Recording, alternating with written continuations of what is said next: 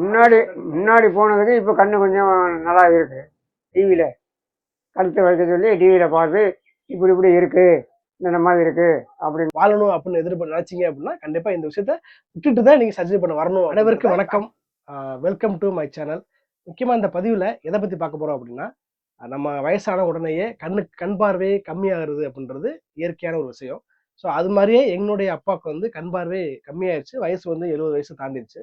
So அதுக்காக வந்து இந்த பதிவில் என்னென்ன டாக்குமெண்ட்டு அங்கே போகும்போது கொண்டு போகணும், அதுக்கு முன்னாடி என்னென்ன விஷயங்கள் பண்ணக்கூடாது, என்ன விஷயம் பண்ணணும், அது மாதிரி சீக்கிரம் ஆப்ரேஷன் பண்ணணும்னு போயிட்டு அன்னைக்கே வந்துடணும் அப்படின்னா நம்ம உடம்பு எந்த அளவுக்கு இருக்கணும், அங்கே போகும்போது எத்தனை மணிக்கு அங்கே போய் ரீச் ஆகணும் அப்படின்ற பற்றி டீட்டெயிலாக இந்த பதிவில் பார்க்க போகிறாங்க.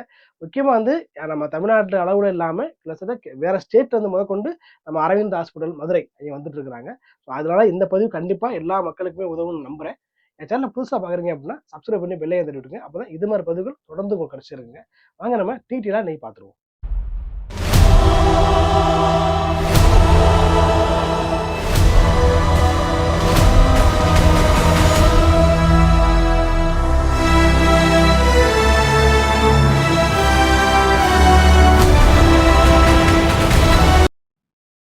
அரவிந்த் கண் மருத்துவமனை பிரான்ச்சஸ் பார்த்தீங்கன்னா கிட்டத்தட்ட 5 மாவட்டங்களில் ஒவ்வொரு மாவட்டத்துக்கும் ஒரு 5 பிளேஸில் இருக்குங்க.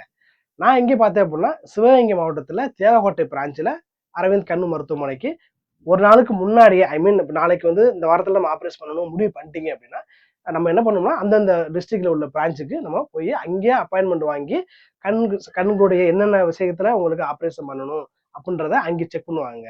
அங்கே செக் பண்ணி வந்துட்டீங்க அப்படின்னா அன்னைக்கே அந்த ப்ராசஸ் எல்லாம் முடிஞ்சிடும். அன்னைக்குன்னு மறந்துடாம ஒரு சிறப்பு கொடுப்பாங்க. அது எப்படின்னா கண்ணுக்கு போடுற லிக்யூடு தான்.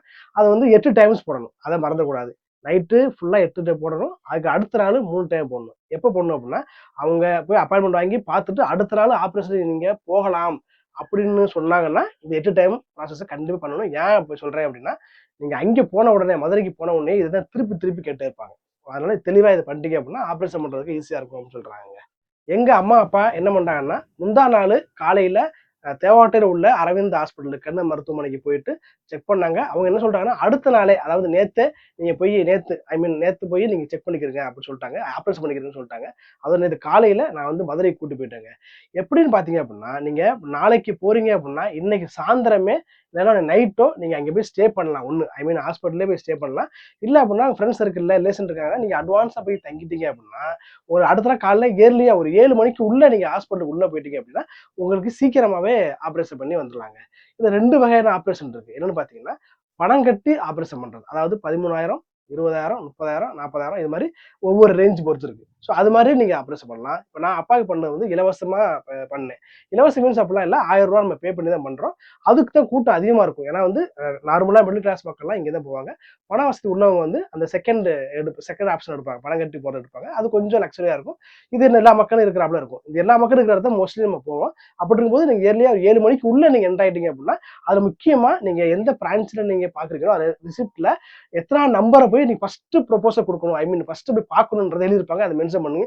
அதை நீங்க உள்ள போனோம்னா அந்த நம்பரை பார்த்து நீங்க போய் எங்க ஸ்பாட் நின்றீங்க அப்படின்னா சீக்கிரம் பார்த்துலாம். நீங்க பாட்டுல உள்ள போன உடனே ஒரு சில பேர் டைரக்டா எந்த பிரான்ச்சு போக மாட்டாங்க. ஒரு சில டிஸ்ட்ரிக்ட் மக்கள் டிஸ்ட்ரிக்ட் மக்கள் டைரக்டா வந்து காலைல ஏர்லியா வந்து அங்கே படுத்து தூங்கிட்டு அங்கேயே டோக்கன் போட ஆரம்பிச்சுடுவாங்க. அவங்களோட சேர்ந்து நின்றீங்க அப்படின்னா நீங்க சீக்கிரம் பார்க்க முடியாது. உங்க நம்பர்ல அந்த சீட்ல எழுதிருப்பாங்க, அந்த நம்பர் போய் பாத்தீங்க அப்படின்னா நீங்க சீக்கிரமா பாட்டு வந்துடலாங்க.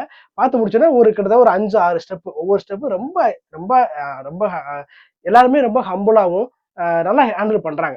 அரவிந்த் ஹாஸ்பிட்டல் பொறுத்தவரை அந்த ஒரு விஷயம் நான் பார்த்தேன். நான் நர்சஸ் எல்லாமே சின்ன சின்ன பிள்ளைங்க தான். அவங்க அழகா ரொம்ப அப்பாவா அம்மா வாங்கணும் அப்படின்ற மரியாதையோட தான் கூட்டி போறாங்க. அவங்க ஹேண்டில் பண்றாங்க. ஒவ்வொரு ஸ்டெப் பை ஸ்டெப்பா நம்ம ஒரு சில இடத்துல ஆப்ரேஷன் பண்ணதுக்கு அப்புறம் தான் நம்ம போய் அவங்களோட இருக்கிறாப்புல இருக்கும். மீ நேரங்கள் அவங்களே ஒரு ஆளே ஹேண்டில் பண்ணிடுறாங்க. ஸோ அப்பா வந்து ஒவ்வொரு ஸ்டெப்பா போனாங்க. ஃபர்ஸ்ட் டாக்டர் பார்த்தாங்க. அவங்க மறுபடியும் இன்னொரு ரூம் கூட்டி போயிட்டாங்க. அங்கே அவங்க வந்து டிவி மூலம் போட்டு ஒரு சில நம்பர்ஸ்லாம் வந்து இப்போ ரீட் பண்ண சொல்றாங்க. ஏன் அப்படின்னா நம்மளுடைய கண்ணு பார்வை எந்த ஸ்டேட்டஸ் இருக்குன்றத அவங்க செக் பண்றாங்க. அப்புறம் ஒவ்வொரு ஸ்டேஜ் பை ஸ்டேஜா வந்து கூட்டி போயிட்டு கடைசியில் ஒரு 12:30 1 மணிக்குள்ளே வெளியே விட்டுறாங்க. மீன்ஸ் அப்படின்னா சர்ஜரி பண்ணி வெளியே விட்டுறாங்க. சர்ஜரி பண்ற இடத்துல கிட்டத்தட்ட 10 பேர் டாக்டர்ஸ் இருக்காங்க. ரொம்ப டீசெண்டா பண்றாங்க, ஹைஜீனிக்கா பண்றாங்க. அப்புறம் அப்பா வந்து ஒரு 12:30 1 மணிக்கு வந்துட்டாங்க, ரூமுக்கு வந்துட்டாங்க. 314 3ஆவது ஃப்ளோர்லாம் வச்சிருப்பாங்க. நம்ம அங்கே உட்காந்து வந்து ஒரு 2 ஹவர்ஸ் வெயிட் பண்ணிக்கணும். நம்ம அப்சர்வேஷன் பண்றாங்க. அவங்க ஆப்ரேஷன் பண்ணி உடனே அனுப்பாம அப்சர்வேஷன்ல வச்சிருந்து அதுக்கப்புறம் மறுபடியும் ஒரு சில இன்ஸ்ட்ரக்ஷன் கொடுக்குறாங்க.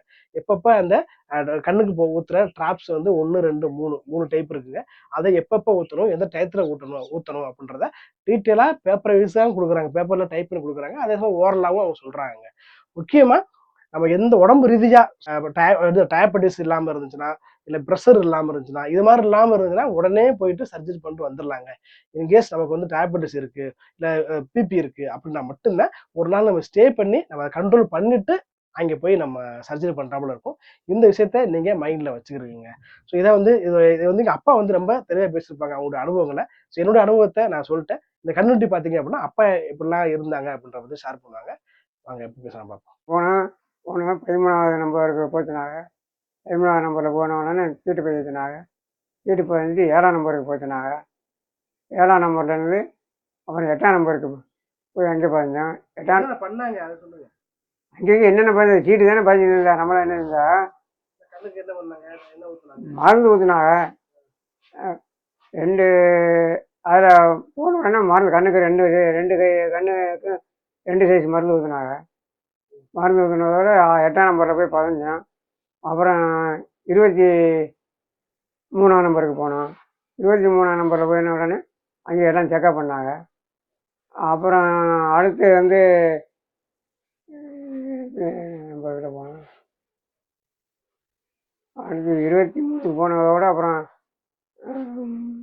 32க்கு போய் இந்த டிவி போச்சுன்னா டிவியில் எடுத்து பார்த்து சொல்ல சொன்னாங்க. அதில் தெரிஞ்ச வரையும் சொன்னோம். தெரியாத கீழே உள்ள எடுத்து தெரியல. அதோட நிப்பாட்டிட்டு அப்புறம் செக்கப் பண்ண முடித்ததோட டாக்டர்கிட்ட கூட்டிகிட்டு போனால் டாக்டர்கிட்ட கூட்டிகிட்டு போய் அங்கே ஊசி மருந்து போட்டாங்க. ஊசி போட்டு அண்ணன் ஆஸ்பத்திரி பண்ணி கட்டு போட்டாங்க. ஆப்ரேஷன் எப்படி பண்ணாங்க, யாரு பண்ணா? டாக்டர் தானே பண்ணாரு. எத்தனை டாக்டர் இருந்தாங்க, எப்படி நடந்துச்சு?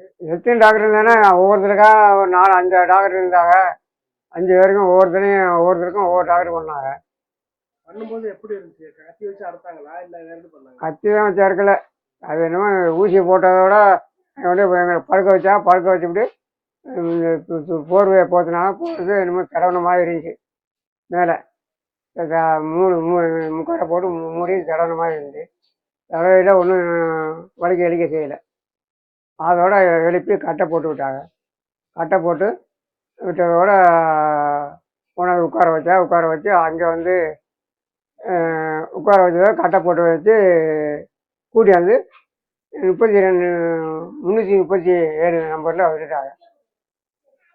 37ல் விட்டுவிட்டு மறுபடிக்கும் திருப்பி கட்டை வைக்கிறதுக்கு கட்டை வைத்தாங்க. கட்டை வச்சு டாக்டர்கிட்ட காமிச்சு டாக்டர் வந்து டிவியில் கழுத்தை வைக்க சொல்லி டிவியில் பார்த்து இப்படி இருக்குது, இந்த மாதிரி இருக்குது அப்படிங்கிற மாதிரி எழுதி கொடுத்து மாத்திரை மருந்து கொடுத்தாங்க. முன்னாடி போனதுக்கு இப்போ கண்ணு பார்வை எப்படி இருக்கு?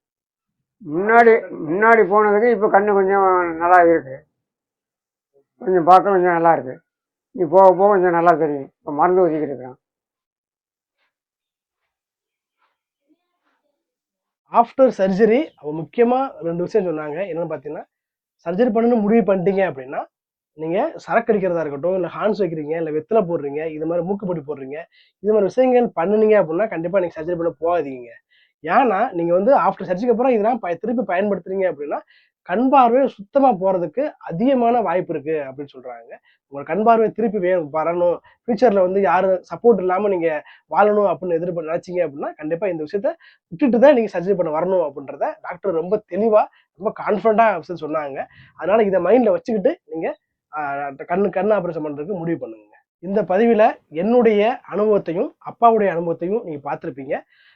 அரவிந்த் கண் மருத்துவமனைக்கு போகும்போது கண்டிப்பாக ஒரு பாசிட்டிவாக இருக்கும். ஏன்னா அப்பா வந்து முன்னாடி கண்ணில் வந்து இப்போ கண் பார்வை எப்படி இருந்துச்சு, ஆனால் இப்போ ஆஃப்டர் ஆப்ரேஷனுக்கு அப்புறம் சர்ஜரிக்கு அப்புறம் கண் பார்வை கொஞ்சம் தெளிவாகவே இருக்குது அப்படின்றாங்க. நம்ம கண்டினியூவாக அவங்க கொடுக்குற இன்ஸ்ட்ரக்ஷனை ஃபாலோ பண்ணி கண்ணுக்கு ட்ராப்ஸ் ஊற்றணும் அப்படின்னா கண்டிப்பாக நல்லா தெரியும்னு நம்புறாங்க. ப்ளஸ் எங்கள் ஊர்லேயும் நிறைய பேர் போயிட்டு வந்து நல்லா இருக்காங்க, நல்லா கண் தெரியுது அப்படின்னு சொல்கிறாங்க.